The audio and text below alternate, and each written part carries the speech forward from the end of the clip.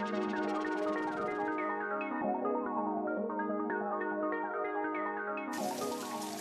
know, I woke up the other day and I realized it had been 30 years since the Army and I kind of collaborated on a little adventure called the 1st Earth Battalion. Then yesterday, I decided to Google the 1st Earth Battalion to just see if there were any memories there and whatnot. And why, I came across the most disturbing array of information about what the 1st Earth Battalion was really all about. And mostly it seemed like written by scared little boys who threw barbs out like Luciferian. Did you ever meet a Luciferian in your whole life? I don't even know what these people are. Have you ever met an Illuminati?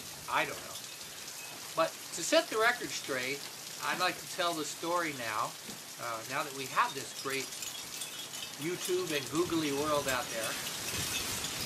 And because I want to be respectful to the very courageous Army that allowed me to do what I did, accepted what I had offered in the, in the way it should be accepted, like, okay, here's another way to look at something, and by the way, was courageous enough then to publish the material for commanders who could then go through it very much like the Whole Earth catalog and pick and choose tools that would help, number one, soldiers be more survivable, awake, aware on the battlefield, which was coming to us then in 1978, and also to help soldiers function in teams.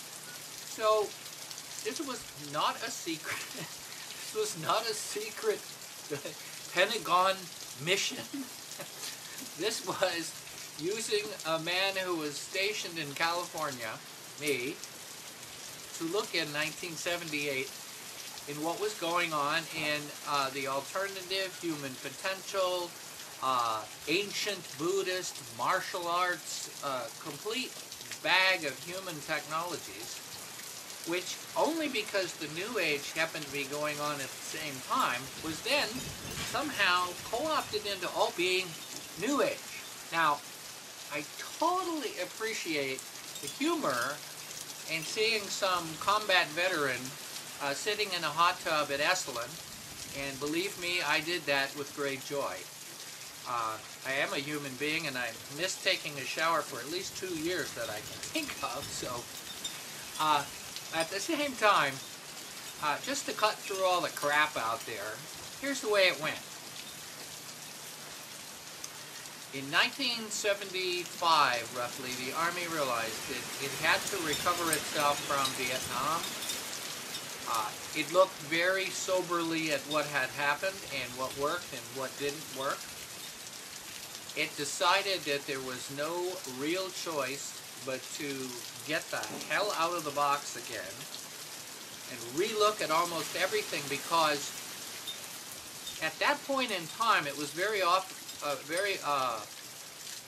obvious that by 1985 we might be meeting a Soviet army on the battlefield in Europe where we would be outmanned, outgunned, and maybe find ourselves in a nuclear situation. Now, when you think of the well-being of the soldier and the capacity to fight in what is always a chaotic situation, no matter how you crack it up, despite the movies, you can see the natural empathic response that I had as a rifle platoon commander. I had 4 rifle platoons and a combat photography platoon. And I watched soldiers being abused at the front line when they didn't need to be, because we didn't understand how to gain leverage.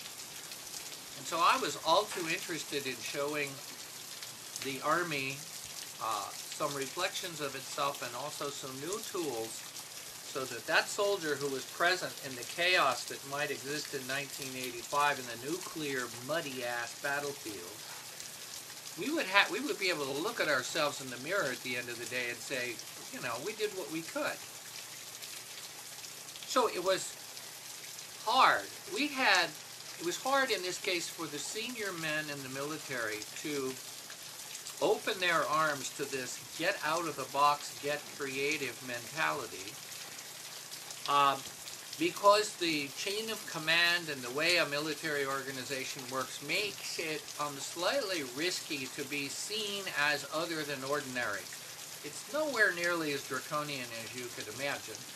Most officers in the United States Army today that are lieutenant colonels have the equivalent of 3 master's degrees. They've lived overseas for 2 years. They've helped soldiers who couldn't balance their checkbook live in a town called an army post.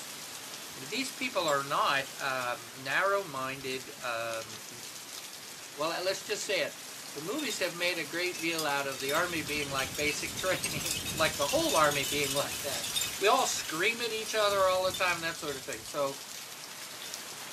but at the same time, there were 5 or 6 major players in the Army at that time, all of whom were generals at a very high rank, who insisted that we step out of the box.